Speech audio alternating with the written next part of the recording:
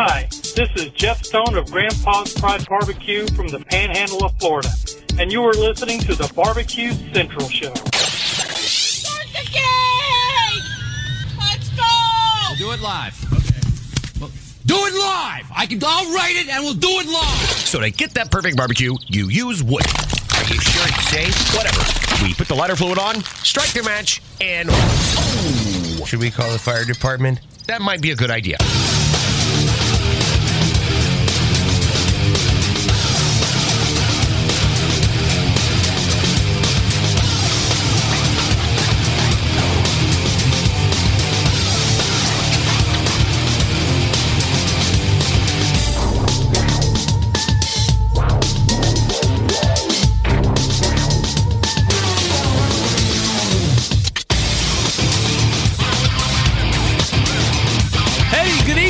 And welcome to the Really Big Barbecue Central Show. This is a show that talks about all things important in the world of barbecue and grilling, originating from the Rock and Roll Hall of Fame city of Cleveland, Ohio, the barbecue capital of the North Coast. I am your program host, Greg Rempe. Happy to have you aboard here on your Tuesday night's fun and frivolity show. I'm here, both ears. We'll get into that here in a second. If you want to jump in on the show this evening, here's how you do that. You can get in touch with the show by calling 216-220-0966. Email Greg at the BBQCentralShow.com. On the Twitter and Instagrams at BBQ Central Show. Anything else you want to find out about the show can be found at the main website, thebbqcentralshow.com. And here's what's happening. Coming up in about 12 minutes from now, it is the first Tuesday of a month, and you know that usually brings a visit from Malcolm Reed. However, merely hours ago, Malcolm and I communicated, and he said, hey, I'm just hunting in the middle of nowhere, Mississippi. Assuming he's hunting in Mississippi. Maybe he goes to some other state to hunt.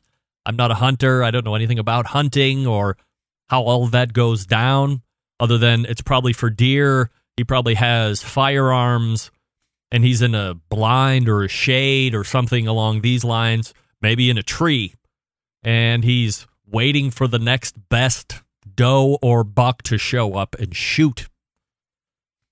But he's just not anywhere that A, was going to provide any type of internet access for video chat like we would normally do. Secondarily, really doesn't have any ability for phone either. I said, hey, we don't have to do video. We can just do phone. I have plenty of sexy pictures of you anyway. I can throw that up on the video side. No problem. We can do it via the phone. And he said, I would actually have to probably get in the car and drive for a bit in order to start picking up bars of reception. And I said, you know what? I don't know about that. And then his wife, Rochelle, emailed me and said, Malcolm's out. And I quickly turned, I have been chasing Rochelle Reed. Probably for well over a year, I've tried to put Malcolm in tight spots where I know he would have to back out, where I could then backdoor my way into asking Rochelle to come in and be a guest on the show. I would love to get her on the show and interview her, being the other side of how to barbecue right, and talking to her about competition stuff too that she's been a part of. But I'm really fascinated by the production side and what she brings to the table. And admittedly, through podcast after podcast that I listen to each and every week, she says, I'm more behind the scenes person. I don't want to be the upfront. So I tried really hard to land her this evening, and after 5 attempts of hard closing, she graciously backed out. So we'll keep trying, because the best interviews always come after years of efforting to be on the show. But as luck would have it, I said, you know what? I'm going to throw caution to the wind and see if I can't get a hold of somebody that I want to talk to about positive barbecue stuff. So I lobbed a phone call or a quick text to Sterling Ball. He's got a toothache. He's down for the count. He can't do it. Well, quickly I'm striking out. And then I threw ultimate caution to the wind and said it was tough when I screwed George Motz I totally blew the booking to have him on, talk about how he got into the Barbecue Central Show's Guest Hall of Fame, talk about some new stuff that he has going on.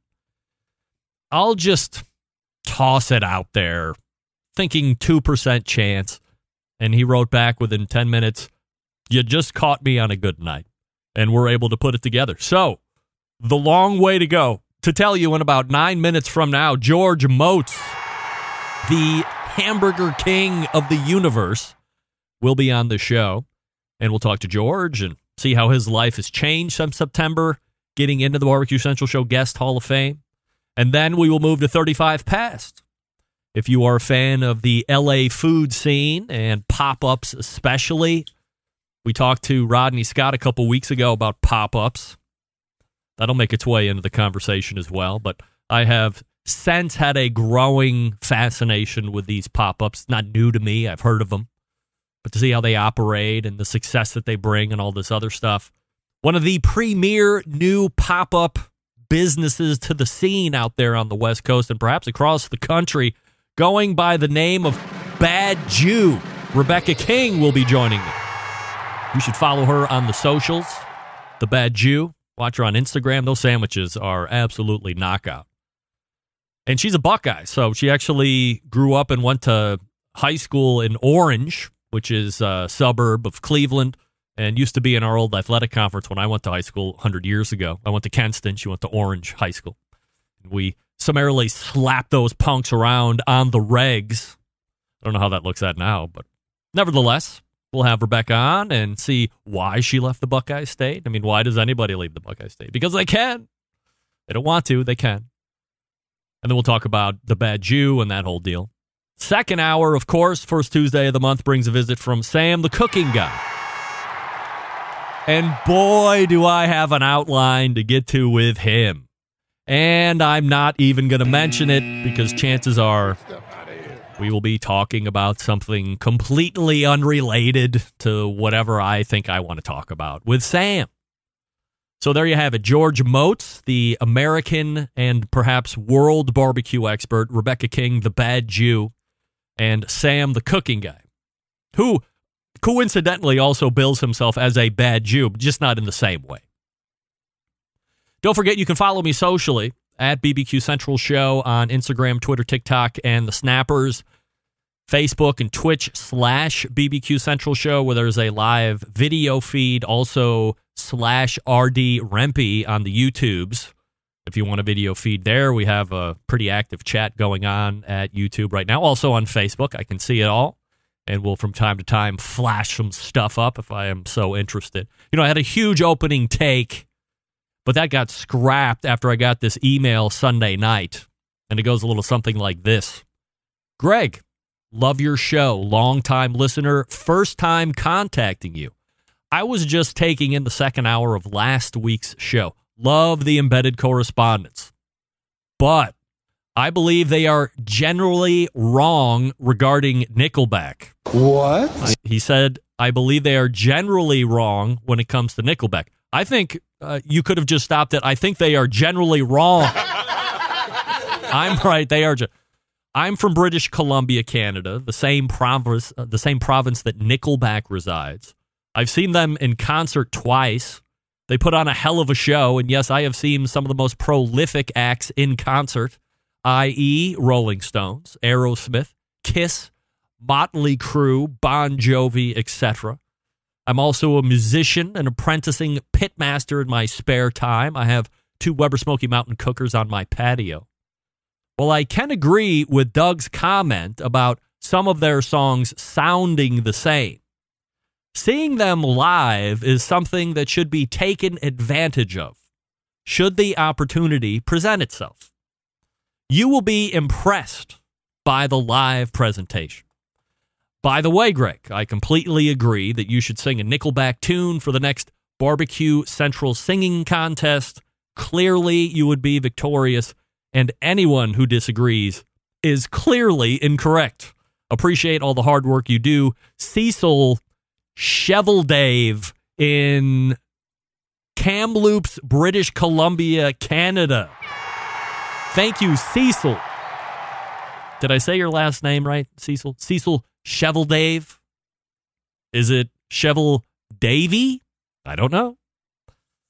But the most important part, if we can recap quickly, is that the embedded correspondents, all of them, John, Rusty, and Douglas, are generally wrong regarding Nickelback. I would say all the way wrong because they hated all over Nickelback. And as I said, if you have seen them live, I don't know how you could go out of your way to say they are a band of bags. And Cecil obviously knows what he's talking about. He is obviously a talented musician. He has an eye to recognize talent and sees that as it relates to Nickelback. It's like some unwritten rule that if you're a dude, you have to hate Nickelback. Has anybody seen the live performance at Sturgis where all of the men are? Sturgis. Women are whipping off their tops. If they were a bunch of bags, they would get beat up at Sturgis. Instead, they were offered up 3 and 4 different encores. Come on, man. They are awesome. I'm going on record. Nickelback, awesome. If you don't like it, suck it. All right, so we have George Motz coming up out of the break. We'll get him locked and loaded. I'll talk to you quickly about Pits and Spits, handcrafting smokers and grills in Houston, Texas, since 1983. Setting itself apart with the use of heavy 7 and 10 gauge steel in every cooker, fully welded construction that you can feel, and a 304 stainless roll-top lid and a front shelf on every cooker. By using high-quality materials, Pits and Spits reach and maintain temperatures, allowing you to worry more about the meat than the heat. By providing a fully welded smoker, you don't have to worry about grease or smoke leaking out of the barrel, or that the grill's going to rattle apart as you move it through the backyard. And by using 304 stainless, you're getting an heirloom quality product that you could pass down. Now, bunch of meaningless underdwellers in the price world want you to focus on just price, but Pits and Spits is focusing on craftsmanship and quality materials. They can do it cheaper, but they don't like tack welds and cheap stainless and electronics that you can't trust. Having in-house manufacturing gives them complete control of the design and standards. That's not something you find elsewhere. Their steel suppliers supply material to be used in some of the harshest environments, so you know they're going to perform in any and all conditions, like today in Cleveland when it's snowing to beat the band. Their controllers are made right here in the U.S., so they have unimpeded transparency into the program.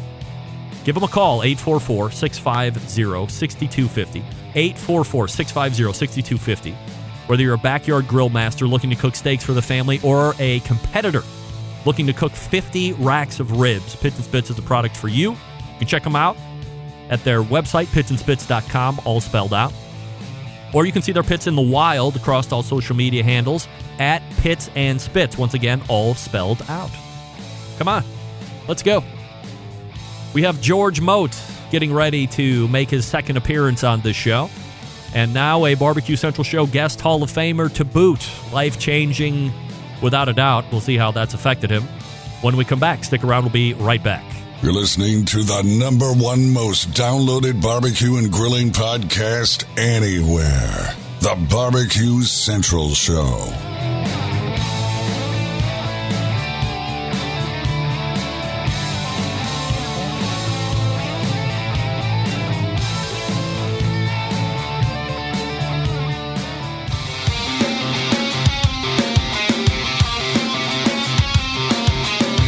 Broadcasting live from the Barbecue Central Show studios in Cleveland, Ohio. You're listening to the Barbecue Central Show. Once again, here's your host, Greg Rempe. Hey, welcome back. This portion of the show being brought to you by Butcher's Barbecue, makers of award-winning injections, marinades, rubs, seasonings, barbecue sauces, grilling oils. All of Butcher Barbecue products have been tested on the competition circuit as well as backyards worldwide. Be the pitmaster of your neighborhood. And visit butcherbbq.com to stock up right now. Always trust your butcher.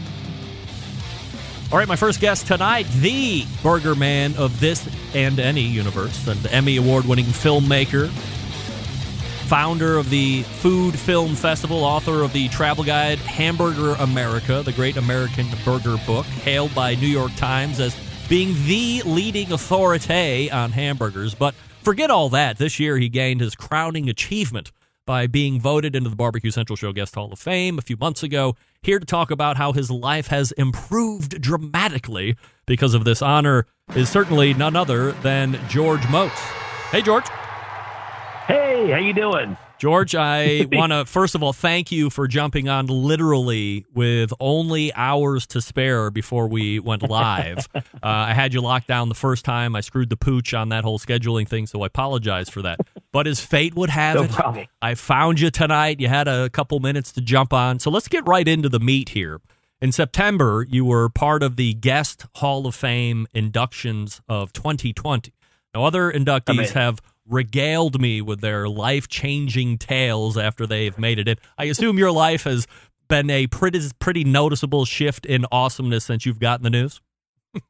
Yeah, I've had to wear costumes when I go to the supermarket now, and people definitely recognize me every day because of it. All right. Well, we're always trying to, bring even more fame and adulation than my guests would typically get when they cross that threshold into the Hall of Fame. Is this the first time you're in any type of Hall of Fame, or is this old hat at this point?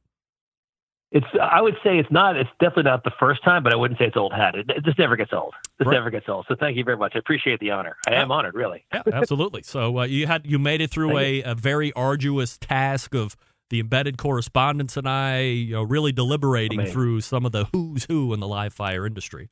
And you are in for 2020. So checks in the mail, shirts, limousine rides, all that stuff after COVID goes away, and we'll go from there.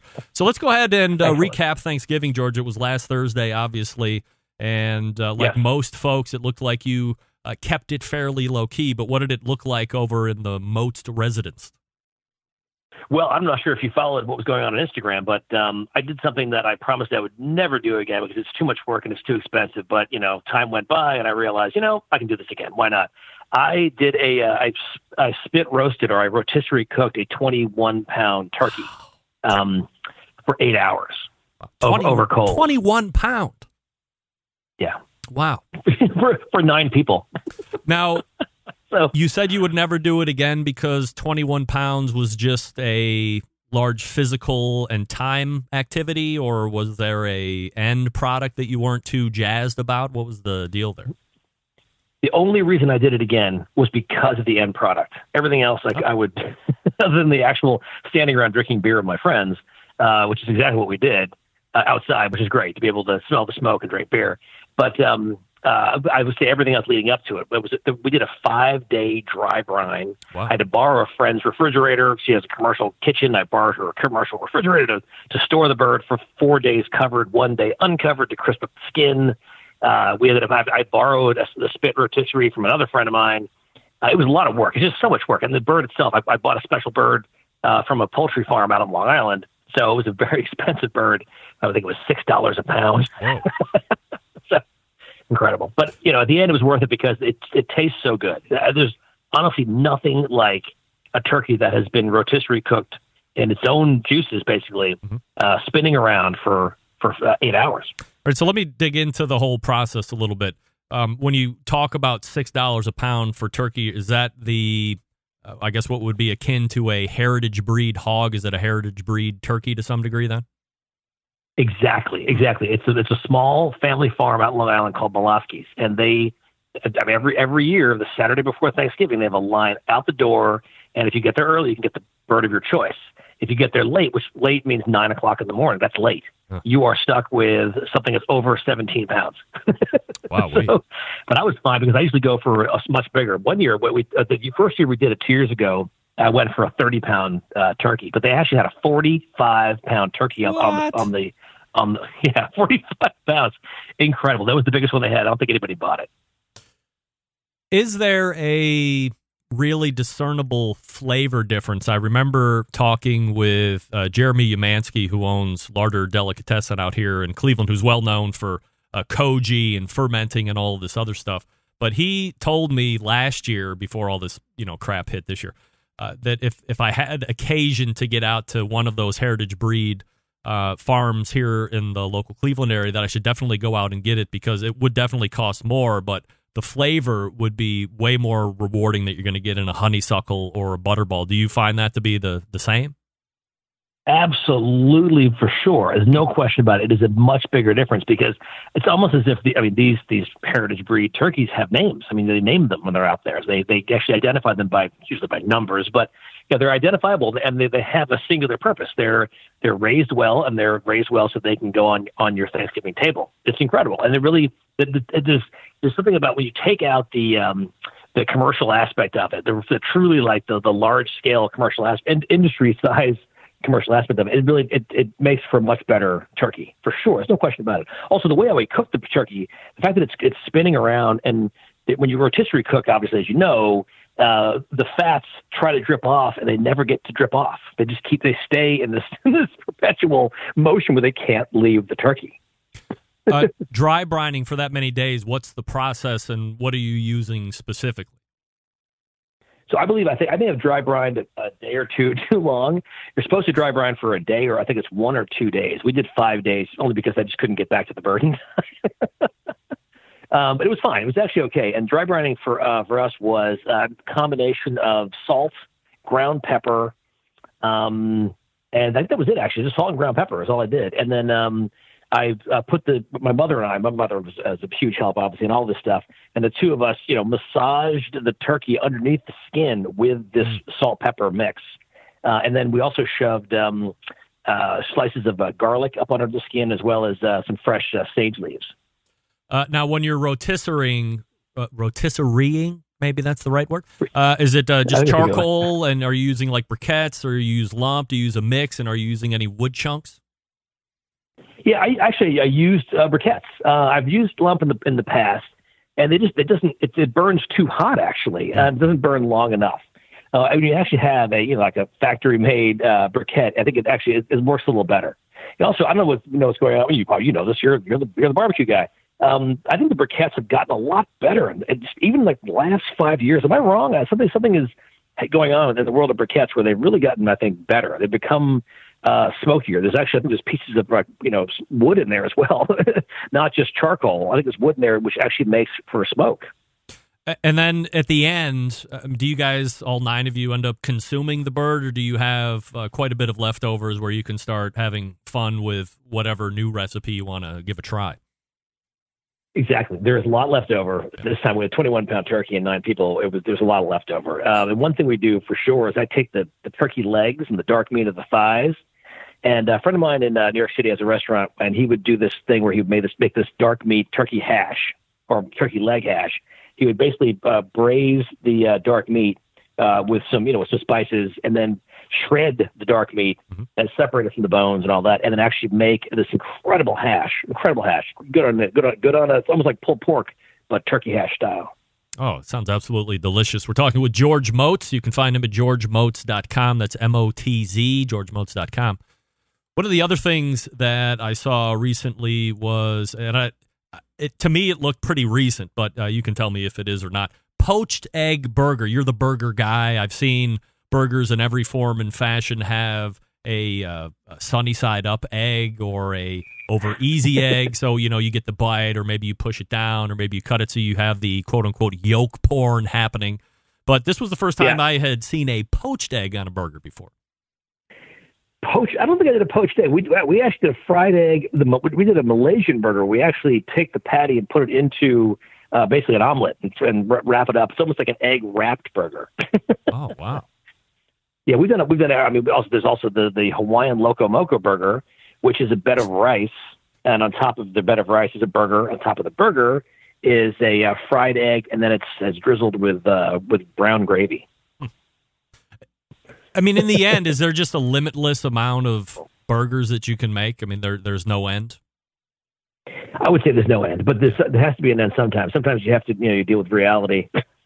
Well, you deal with things like the size of your mouth. Yeah, well, I mean, I guess actually fit in there. Are there ever any? Just because there's a burger patty around it, like, can it get out of confines, or as long as there are some rudimentary makings of a burger, can one call it a burger? Do we not really care to, keep it inside of a box that much? I think, it's good to think outside the box, but when you do, it's better to keep the ingredient lists short. I usually say that if you have competing flavors in a burger, you're going to they're going to cancel each other out.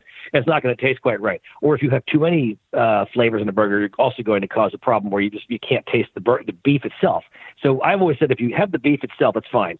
Obviously, and then you can add to that maybe a slice of cheese, maybe some kind of a sauce, maybe one other ingredient, maybe two. But I think once you get beyond 3 ingredients on top of the burger, you're dealing with a problem. Is ketchup a little kid's topping on a burger? Is that something you kind of turn your nose up at? Well, it's funny you said that. I'm not sure why you said that, but it's true. We believe, looking at history, that it may have been introduced by some of the bigger burger chains like McDonald's and some other West Coast chains. Were introducing ketchup on burgers so that the next generation of burger lovers, children, would enjoy burgers more. It would become more palatable in a way because with that sweet sauce on it. Oh dear! So am I like am I an immature burger eater? Because I mean I like ketchup quite a bit, pretty much on like a lot of stuff, not on everything, but I don't mind a good lathering of ketchup on a burger sometimes. Ketchup is good. I like to be able to mix ketchup on a sauce. Not just ketchup on its own, I think, is a problem. I think it's hard to enjoy the burger. There's so much sugar in there that it's hard to enjoy the flavor of the beef. I'd rather have a beef and cheese than I would ketchup at all. Let me ask you specifically about patty melts. I see them on menus. I've never really gotten to know them too well, but are there things that definitely have to make up a true patty melt, and like what are some of your favorites? So the traditional patty melt, it comes from California. It was actually, we've traced the history and the roots back to California, Southern California. All right. And it's specifically, obviously a cooked burger patty that is slipped onto a rye bread with Swiss cheese. Wow. And that's it. And it's served, I think, with maybe Russian dressing. I'm not sure. But that's the basics. The basics of the patty melt are just the beef itself, Swiss cheese, and rye bread. Now, I'm not a big fan of any of that. I actually grew up with a different type of patty melt. I grew up with the patty melt we like to call "Mom forgot to get buns" patty melt, which basically means you take a burger patty, you put it inside of a grilled cheese, and then you have the mom's favorite patty melt. So when I see it like laden with all these fried onions and some of this other stuff, and then they have bread on the outside, that's not necessarily an akin back to an older time. I'm sorry. That was the one I was missing. It does include grilled onions. There are onions and Swiss cheese and rye bread on a traditional patty melt. So you can put onions in. I believe that's the one condiment you actually could and should put inside of just about any burger, but for sure inside of a patty melt. It almost sounds like it wants to be a Reuben to some degree. I mean, if you have Swiss cheese, obviously the meat's different, but you have Swiss cheese, and you have a potentially a Russian or some Thousand Island kind of dressing. The rye bread, that's almost akin to a Reuben, or at least the start of a Reuben. Which I also believe was also invented in California. So I'm sure they happened sort of at the same time, right? Probably did. But most patty melts, that I've seen, really just include regular, good old bread with American cheese, or sometimes Swiss cheese, or sometimes cheddar, unfortunately, and served very simply. I have seen you go nuts these last number of months doing the George Motz smash burgers. There appears to be a wood slide coming out of your residence to stay socially distant. So, did it start where you just wanted to, stay busy, provide some good smash burgers for some folks, because you're obviously world famous for that onion smash burger thing that you do? But I've seen them happening like almost more and more regularly. So what's the concept there? So the idea was that right whenever it was announced that it was a national emergency on Friday, March 13th, I started to get emails and texts from clients of mine all over the world saying that all of our events have been canceled or postponed. They kept saying, "Oh, it's been postponed." Yep. Well, to me, that's probably a cancellation. I ended up losing 15 events in the span of a week that actually made up 4 months of events all over the world: Stockholm, Copenhagen, LA, Argentina. And we were even going to do the George Motz Burger Festival in Tokyo, the first annual George Motz Burger Festival in Tokyo, and that was obviously postponed, or as far as I'm concerned, canceled. So my first thought was I need to find some way to get burgers to the people. The people need burgers. Yes. And we came up with the idea. We ripped apart a piece of my closet, this 6-foot, socially distant 6-foot piece of wood, and put rails on the side of it. And we stuck it out my window. I sold tickets online.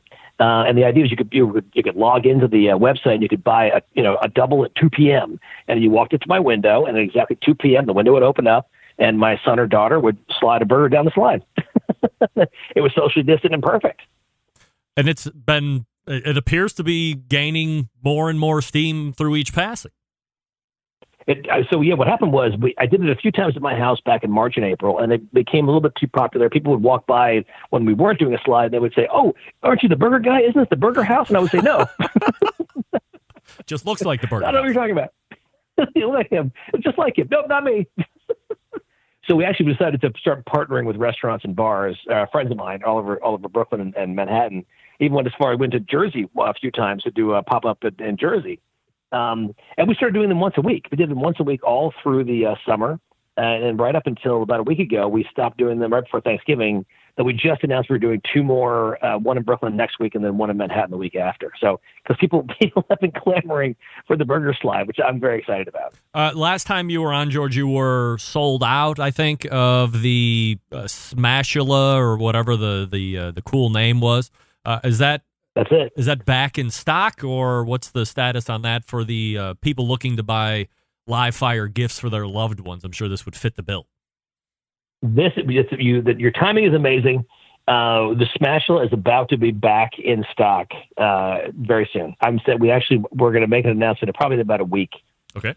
And I'm feeling we're going to sell out. We've been trying to get through a wait list of about 278 people. That wanted it, and I'm done with the wait list as of tomorrow, and then we open it up to international sales, and then from there we open it up to everybody for public, public consumption. We go to georgemotz.com in order to keep tabs on that, then, or is there somewhere else? That's it. That's the best way. That and Instagram, and my Motz Burger Instagram is probably the best way to get up to date news. But the website is also very accurate. All right, so there you have it. He is our burger expert for the BBQ Central Show. He is a BBQ Central Show guest Hall of Famer and providing burgers for everybody in the New York City area, at least for 2 more times before the year ends. It's George Motz. George, appreciate you jumping on last minute here and talking with me this evening. Continued success, and we'll do it again soon. Thanks for having me. I appreciate it. It was fun. You got it. There he is, George Motz, right there. Holy moly. 21-pound turkey. Man, I remember back in the day, I think Mom's had like a 25-pound turkey when we were doing it in the Cleve. Like my whole family and my dad's brother would come in with his family, and my dad's parents were coming in. Did that for like 20 years, whatever it was. Those were some big-ass turkeys back in the day. Take up the whole damn oven.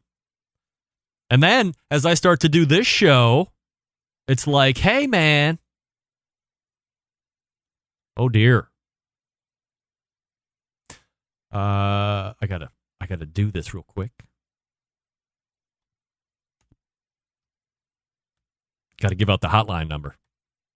The internet went out for my next guest. Don't want that to happen. Here we go. Send that on. Here we go. But these things took it up. And then doing this show, people were like, 20-pound turkey? F that. 12 pounds. Cook a pair of 12-pounders. It'll give you a better end product. A mom right now, dial me up. 30-pounder one year. 30 pounds. Fat. 30 pounds. That's 15 pounds short of the biggest one that George was just talking about. God damn. Big-ass turkeys. Now that's out. Like, nobody wants that. All right, the Bad Jew is getting ready to call in, or maybe she'll jump in through the internet, depending on what trouble she's having. This could be one of the rare first hours. I'll talk to you quickly about B&B while we get that sorted out.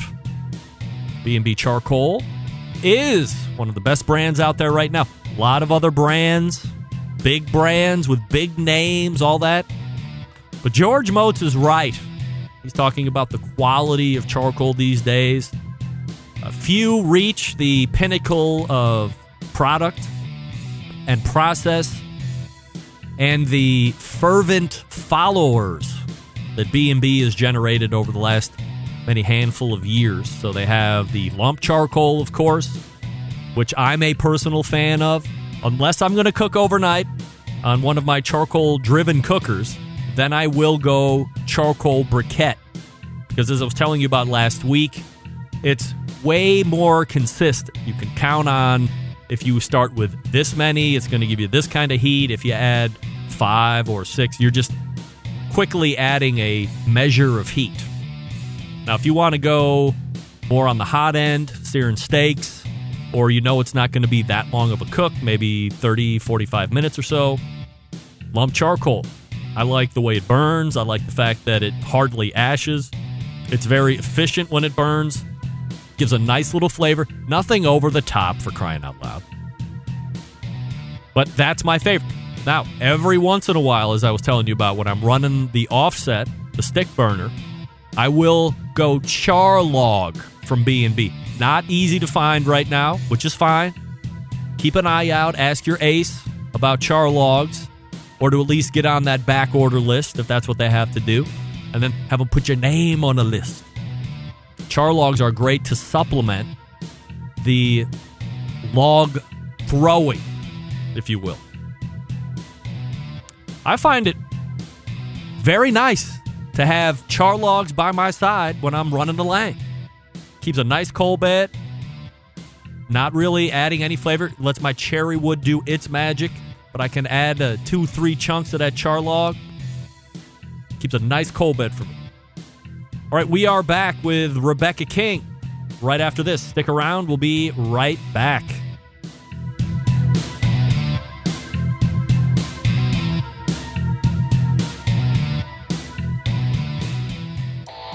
Howard Stern, Jim Rome, Dan Patrick, and Greg Rempe. The Mountain Rushmore of talk show entertainment. Now, let's get back to the Barbecue Central Show. And this portion of the show being brought to you by CookinPellets.com, your number one source for quality wood pellets for all your pellet-driven cookers, if you got them. Visit CookinPellets.com for more information or to purchase.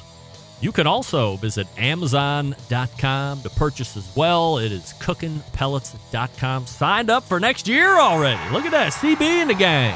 Putting in work. Love it. All right, my next guest is making quite a successful run as a pop-up business in the City of Angels. However, it may or may not come as a shock to find out she's really a Buckeye, and the Cleveland suburb-based Buckeye as well. So we race to the hotline and welcome in first-timer to the show, owner of The Bad Jew, Reubecca King, joining me. Hey, Reubecca. Hi, how are you? I feel weird when I say that, but I should get over myself, right?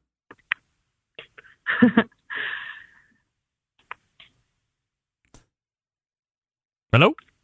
Hello, can you hear me? I can. Can you hear me? Yes. All right. Yeah, I can hear you now. Here we go. Now we're on fire.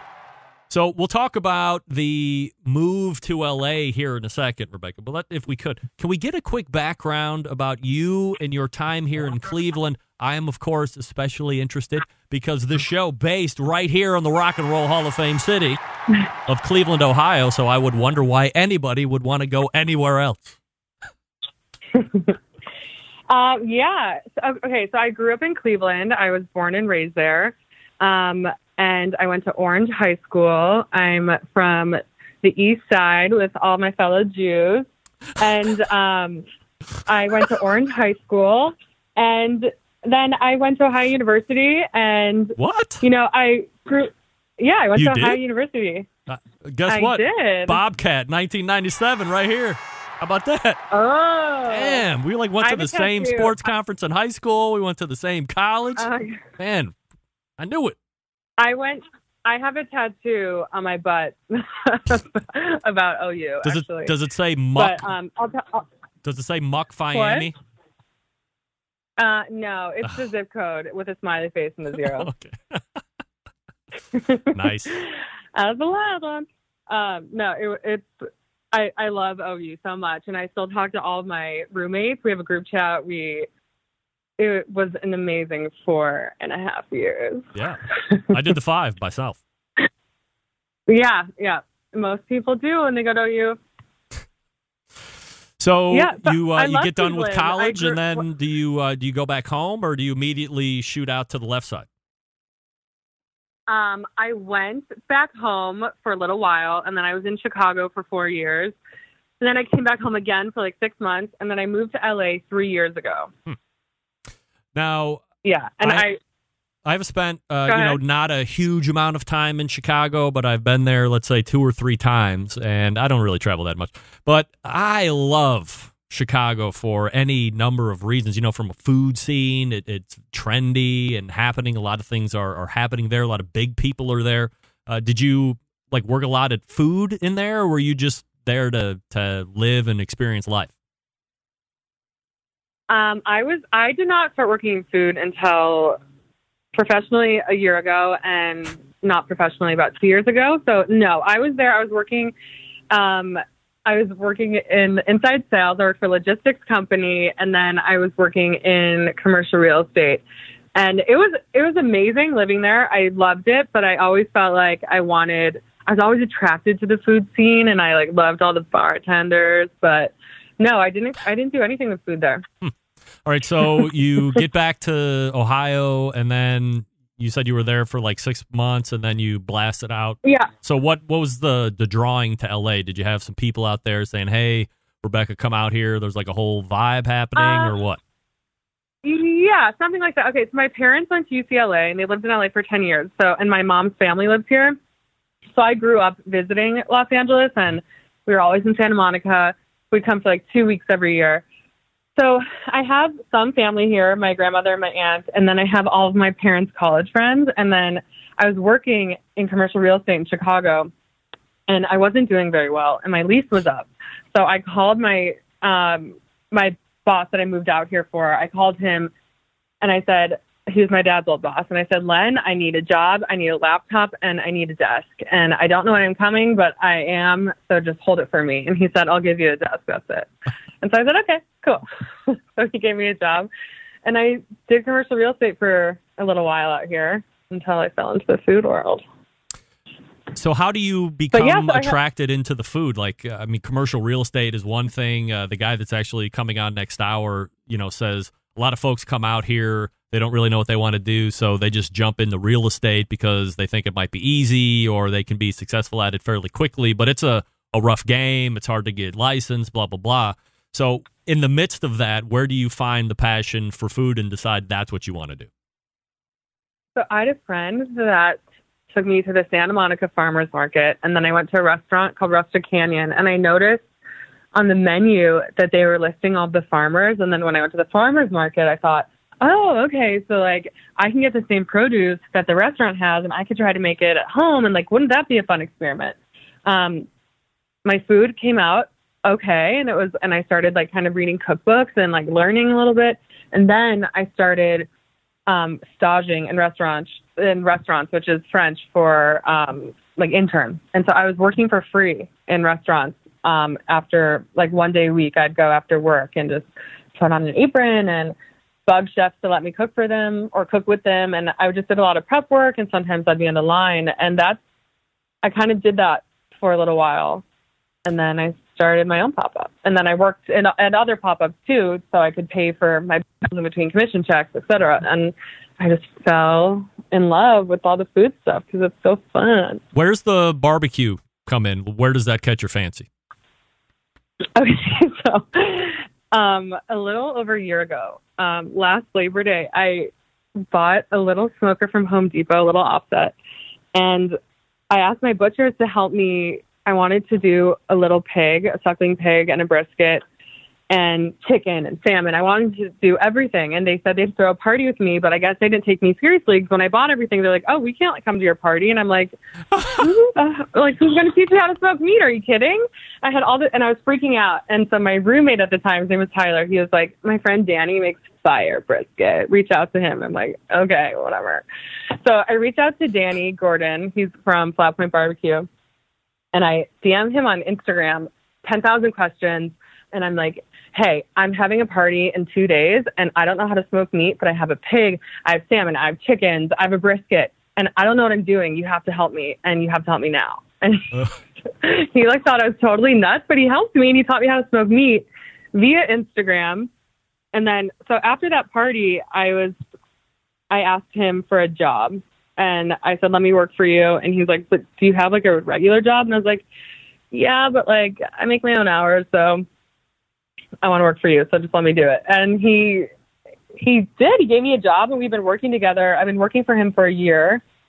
And then within a couple of months of working with him, I started coming up with the idea of the Bad Jew. I had like the name in my head. I had the logo in mind, but I didn't know what the concept would be. And then I was like, oh my God, pork pastrami, and I can smoke it. How fun. And then I was staging at a restaurant called Birdie G's under Chef Joel Spatafor, and he was making all these krauts, and he was making corned beef one day, and I'm like, oh, corned pork, I can do this. And so between Danny and Joel, I learned how to brine, and I learned how to pickle, and I learned how to ferment. And then the Bad Jew was born. By December, I was serving people off my front porch, and that's how it all started. Is the Porkstrami something that other people were doing? I mean, I like to think I'm pretty dialed in on a whole bunch of stuff, and I don't know if I've heard of anybody doing it to the level that you're doing it at. Is this kind of your baby? This is my baby. Yeah. I did not invent Porkstrami, I don't think. I mean, there's no way. Someone had to brine a pork and pork shoulder and smoke it, but I think I'm one of the first people to really, honestly, I don't know, but I've only heard of it coming from the Bad Jew. I've never seen anyone else sell it. I mean, I haven't been in barbecue for very long, so I don't want to say I'm the only one doing it, but I might be. I don't know. Yeah, I mean, I don't know anybody that's got it on their menu that is of any notoriety or that's pushing it out as like part and parcel of the whole pop-up experience like the Bad Jew has going on. So. Not giving away any secrets or anything, but like, what's the process? And then how do you serve porkstrami? Okay. So I brine the meat. So I get bone. I switch between bone in and boneless. I think boneless is better if I'm cooking it to not 200 degrees and not pulling it, and maybe I'll slice it. But I really only did that in the beginning. So I'm doing bone in, and I brine it for a week. And with I toast my spices, and I do sugar, pink salt, water, and I brine it for a week in the fridge. And then I do a little soak, and then I rub it with the mustard and my rub, and I let it dry out overnight with the rub on it. And then I smoke it for about 10 hours until it reaches like the sweet spot of like 200, 203 degrees. And I wrap it in foil at the 7th or 8th hour, depending on what my bark looks like. Mm-hmm. And that's it. And then I serve it so people buy it by the pound I have a sandwich called the Danny Boy. So the Bad Jew, it's like, essentially, it started out as, it's like Jewish deli food, but bad because it's not kosher. Good, but not bad. Right. And so it's but I've also I made sandwiches for friends today. I had some leftover pork pastrami, and I did a really delicious sandwich on a baguette with sour cherry jam and spicy giardiniera and greens and shaved manchego cheese, and it was delicious. So I've been doing a lot of pop-ups to show how versatile the porkstrami is. So yes, it can be on like a Jewish deli style sandwich, or it can be on a farmer's market forward sandwich, or you can put it in ravioli if you want. You can do whatever you want with it. When people buy it by the pound, oftentimes they're making these beautiful dishes at home and they're showing me, and like I love seeing that. I love that. Reubecca King, the Bad Jew, joining me here on the show. TheBadJewLA.com is the website.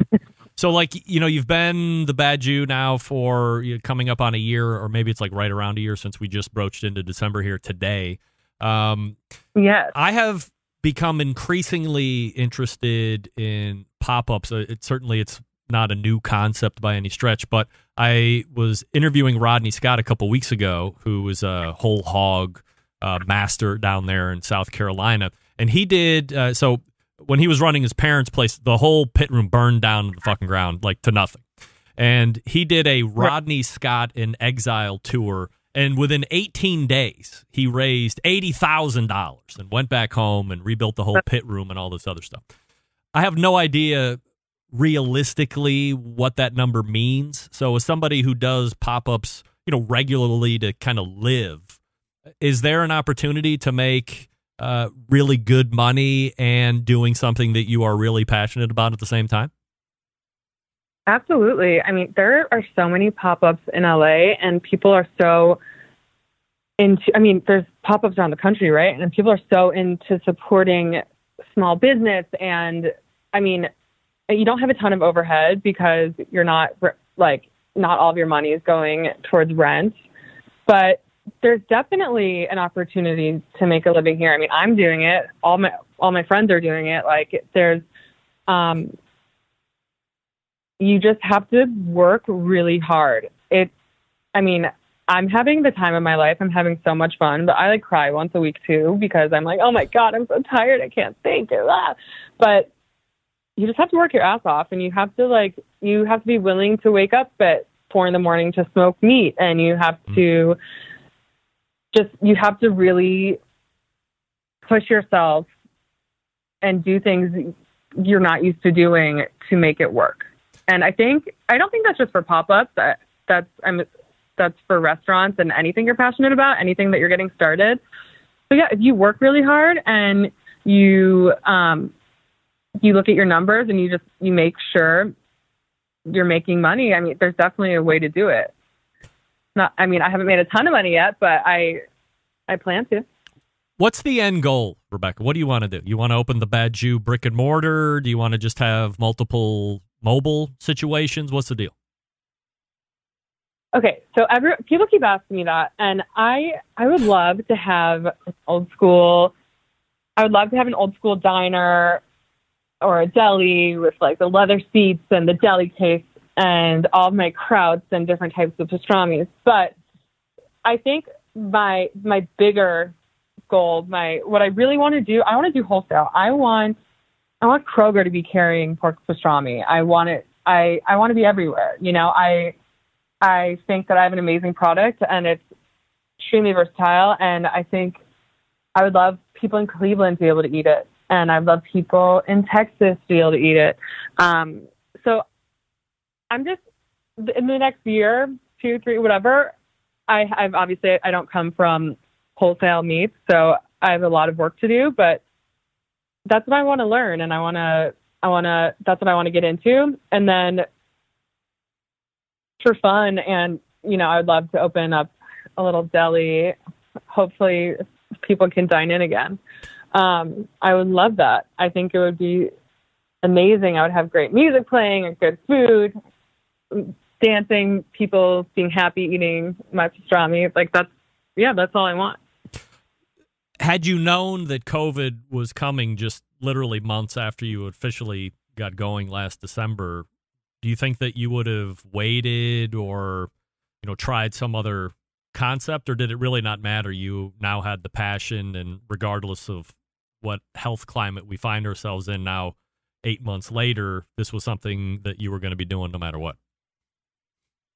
This is something I'm going to be doing no matter what. And I think, I don't know, seeing the COVID stuff has been hard, and it's been hard on a lot of my friends. But at the same time, people are getting creative, and there's this like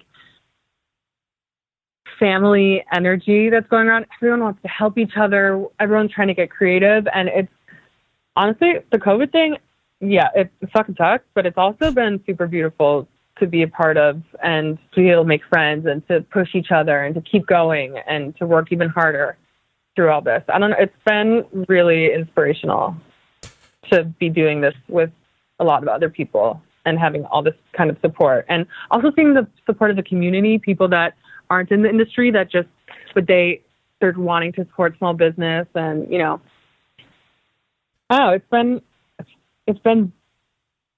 good in a way.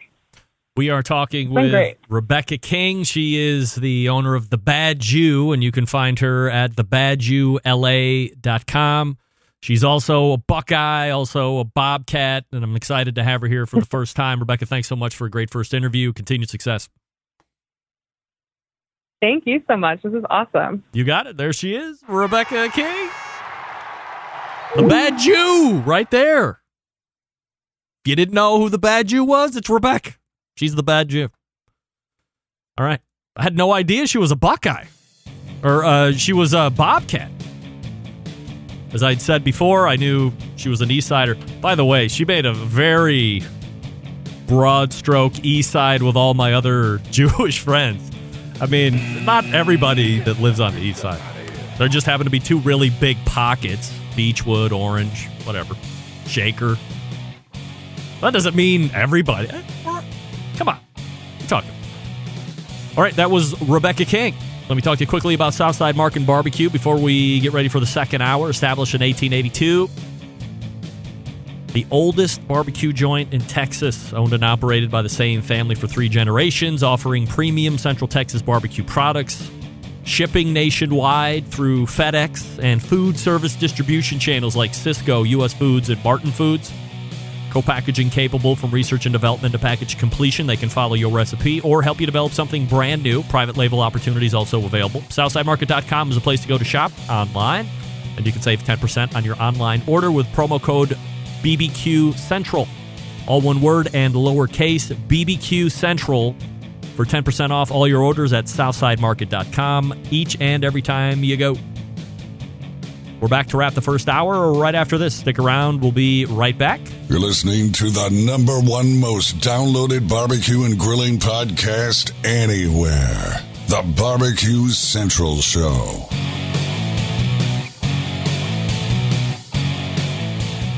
Continuing to produce incredibly mediocre content in an exceptionally professional way. You're listening and watching the BBQ Central Show. Once again, here's your host, Greg Rempe.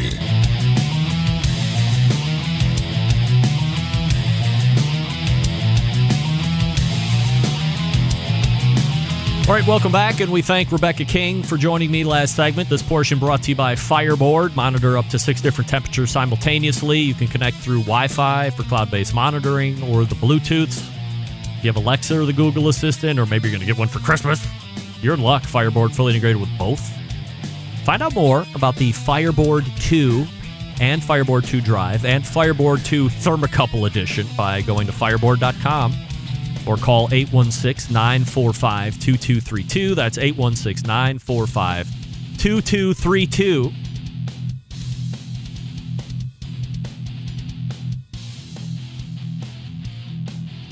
Reubecca King just emailing me back. Thank you so much. Can't believe the internet went out. We were ready to go video. I wore glitter for you. You know, if I had $1 for every time the ladies said that to me, I would have exactly $1. All right, so if you're in the LA area and you want to try Porkstrami, and there are a couple different locations. If you go to her website, it's got like the whole pop-up schedule and stuff. So I would love to get out there and try Porkstrami. That Reubecca sandwich looks great, and the Danny Boy, as she had mentioned, looks great. Plus, there's other stuff she does with some of the restaurants that she's partnering with. Very unique. And a go-getter out there. She said, hey, COVID or not, this thing was going to happen. And in some respects, COVID actually kind of a beautiful thing. Great perspective right there. All right, we are pointing to the second hour. Sam, the cooking guy, is going to be in. We have plenty to talk about. Maybe he's been up to L.A. and had some of the Bad Jew's food. I will talk to Sam about that, amongst other things. Top of the second hour is coming up. Stick around. We'll be right back.